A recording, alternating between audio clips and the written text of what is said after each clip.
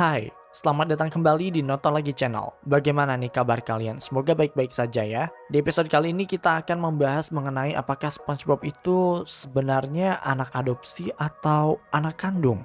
Mungkin ini memang terdengar sedikit aneh, tapi ada sebuah kemungkinan bahwa SpongeBob merupakan hasil adopsi dari orang tuanya. What? Entah kalian memerhatikannya atau tidak, bentuk dan warna SpongeBob berbeda dengan kedua orang tuanya itu.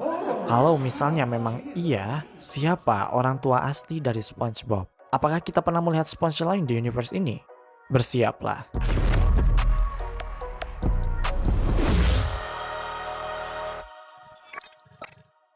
Untuk pertama kalinya kita membuat video SpongeBob dan benar-benar membahas tentang SpongeBob. Biasanya kan kita malah bahas karakter lainnya kan, bukan SpongeBob-nya. Nah, setelah kemarin kita membahas kemungkinan Riley dari film Inside Out yang diadopsi, hari ini kita akan membahas karakter SpongeBob favorit kita yang mungkin juga anak adopsi.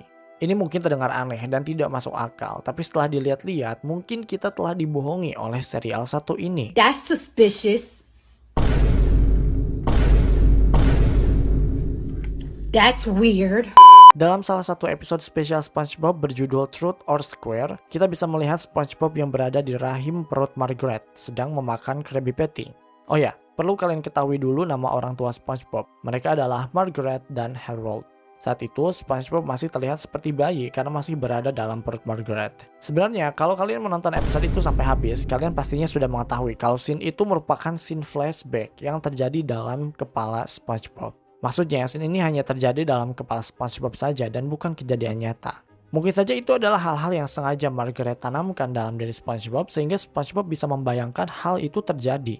Lagian, kalau dipikir-pikir, mana ada orang yang ingat kondisinya atau apa yang dilakukannya saat berada di dalam rahim. Ini sama konyolnya dengan bagaimana SpongeBob makan Krabby Patty di dalam rahim. Pertama-tama kita harus tahu bahwa sebenarnya Sponge tidak memiliki rahim. Jadi larva Sponge atau bibit Sponge itu tumbuh dan berkembang di luar dan terpisah dari induknya setelah menempel di permukaan bawah air.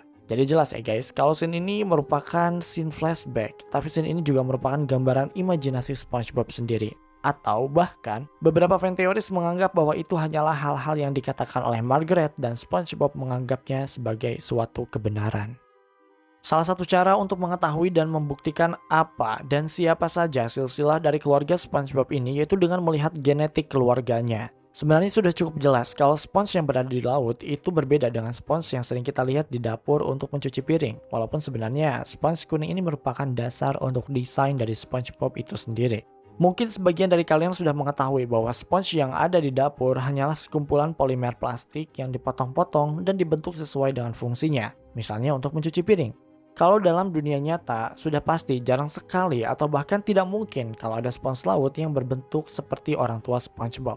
Apalagi bisa menghasilkan seorang anak yang berbentuk seperti SpongeBob. Tapi sekarang kita membicarakan bagaimana reproduksi terjadi di universe Bikini Bottom. Dan mari kita cocokkan sedikit dengan sains yang kita pahami untuk memastikan apakah SpongeBob benar-benar diadopsi atau tidak. Kalau kita mengintip sedikit tentang hukum dasar reproduksi spons, pertanyaan yang paling utama adalah apakah spons memiliki alat kelamin? Apakah ada jantan dan betina? Well, ternyata begini guys. Spons itu sebenarnya sama seperti tanaman, seperti manusia dan hewan-hewan pada umumnya yang bereproduksi secara seksual. Dan seperti yang kita ketahui, satu-satunya persyaratan seksual itu adalah keturunan dibentuk oleh peleburan dua sel reproduksi yang berbeda. Dan hal ini disebut dengan gamet. Yang satu berasal dari perempuan atau betina, yaitu sel telur, dan yang satu lagi berasal dari si laki-laki atau jantan, yaitu sel sperma. Nah, spons sebenarnya memiliki reproduksi yang sama halnya seperti tanaman. Jadi tanaman itu akan melepaskan serbuk sari, gamet betina ke udara, berharap jatuh ke putik yang ada di tanaman terdekat sehingga bisa dapat menyuburkan. Nah, spons laut berfungsi mirip seperti itu. Spons yang satu melepaskan sel sperma ke air dan diserap oleh spons yang membuahi sel telur. Spons laut apapun memiliki kemampuan untuk memproduksi dua tipe gamet, yaitu sperma dan telur. Jadi selagi tiap-tiap spons memiliki dua gender, yaitu ibu spons dan ayah spons, maka akan selalu terjadi pembuahan atau reproduksi. Namun yang perlu diketahui adalah ada kemungkinan kalau spons yang single bisa menjadi ayah bagi beberapa spons yang lain, dan juga ibu bagi spons yang lain. Jadi kayak tiba-tiba keluar dan diserap oleh spons yang lain gitu guys.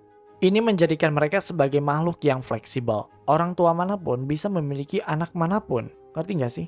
Bayangkan jika hal ini memang terjadi pada keluarga SpongeBob. Plot ini sebenarnya sudah pernah kita lihat dalam episode Rockabye Bivalve, di mana SpongeBob dan Patrick tiba-tiba menjadi ayah dan ibu untuk seekor kerang.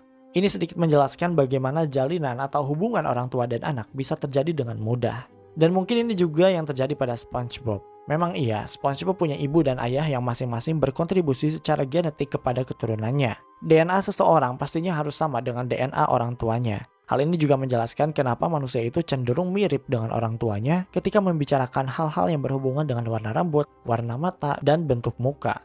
Tapi, apakah ayah dan ibu SpongeBob secara genetik bisa memproduksi sponge yang bentuknya seperti SpongeBob? Perlu kalian ketahui, kalau segala bentuk yang ada pada badan kita itu ada faktor gen di dalamnya. Ada urutan-urutan DNA yang menghubungkan satu dengan yang lainnya sehingga menghasilkan sifat-sifat tertentu. Kemudian tiap gen berasal dari varian yang berbeda-beda yang disebut dengan alel. Kalau masih bingung, contohnya begini. Di dalam universe Bikini Bottom, kalian bisa mengasumsikan bahwa Sponge berasal dari alel yang berbeda-beda yang dilihat dari bentuk badannya. Jadi ayah dan ibu SpongeBob itu ada dua alel. Alel yang satu berbentuk persegi dan yang satu lagi berbentuk lingkaran. Hal ini juga bisa dihubungkan dengan warna sponge. Alel yang satu bisa berwarna coklat dan yang satunya lagi berwarna kuning. Tapi untuk menjelaskan secara jelas, bagaimana ada dua orang yang berbentuk lingkaran dan berwarna coklat bisa memiliki anak dengan berwarna kuning dan bentuk persegi seperti SpongeBob. Coba kalian perhatikan baik-baik. Dalam kombinasi gen, beberapa variasi gen dominan dapat terjadi. Dalam kondisi ini, gen kedua orang tua dapat bekerja sama yang dampaknya bisa diperkuat, dikurangi, atau bahkan dihilangkan sama sekali. Sehingga tak heran jika anak memiliki penampilan fisik yang berbeda, mulai dari tinggi badan, bentuk wajah, warna mata, rambut, dan lain sebagainya. Tapi bisa dipastikan materi genetiknya masih diwarisi oleh garis keturunan. Jadi intinya, walaupun bentuknya berbeda, tapi isinya tetap sama. Dan seperti itulah kira-kira gambaran dari pohon keluarga SpongeBob ini. Walaupun bentuk dan warnanya berbeda, tapi dia masih bisa diasumsikan sebagai bagian dari keluarga SpongeBob.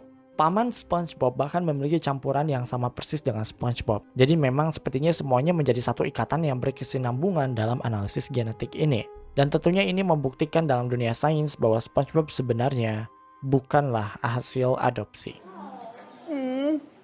Alright. Saat kalian melihat Sponge Universe ini, terlihat ada satu kekhasan genetik terakhir yang terdapat pada SpongeBob. Jadi begini, warna sponge dan bentuk sponge sepertinya diwariskan bersama.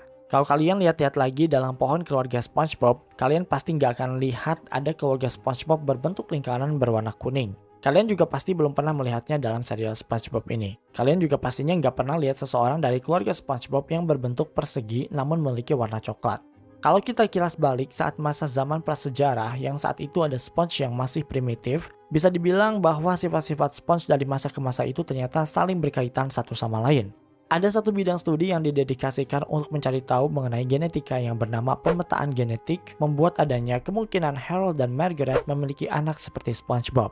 Sehingga bisa dikatakan sebenarnya bahwa SpongeBob tidak diadopsi oleh mereka, alias SpongeBob memang anak kandung dari Harold dan Margaret. Pada akhirnya SpongeBob mungkin tidak memiliki kemiripan dengan orang tuanya. Tapi itu tidak mengubah fakta jika kalian meneliti lebih detail mengenai pohon keluarganya SpongeBob. Semuanya pasti saling berkaitan antara satu dengan yang lainnya.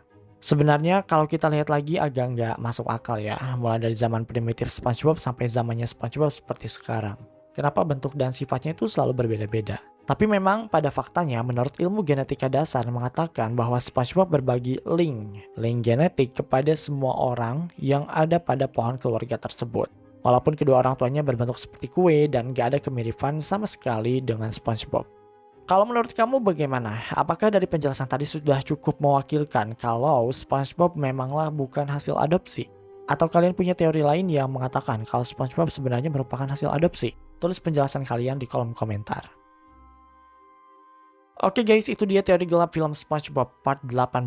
Semoga kalian bisa terhibur. Terima kasih karena telah menonton video kami hingga akhir. Luangkan waktu untuk like, share, dan komen jika kalian suka video ini. Tekan tombol subscribe dan aktifkan notifikasi loncengnya supaya kalian tidak pernah ketinggalan video-video terbaru dari kami dan sebagai bentuk dukungan kalian terhadap berkembangnya channel ini. Mari terhubung lebih dekat dengan cara follow kami di Instagram dan TikTok di @nontolagi.channel untuk mendapatkan info dan rekomendasi film terbaik. Dan jangan lupa, Creepy Crime Case kini hadir di Spotify. Sampai jumpa di episode Nonton Lagi channel berikutnya.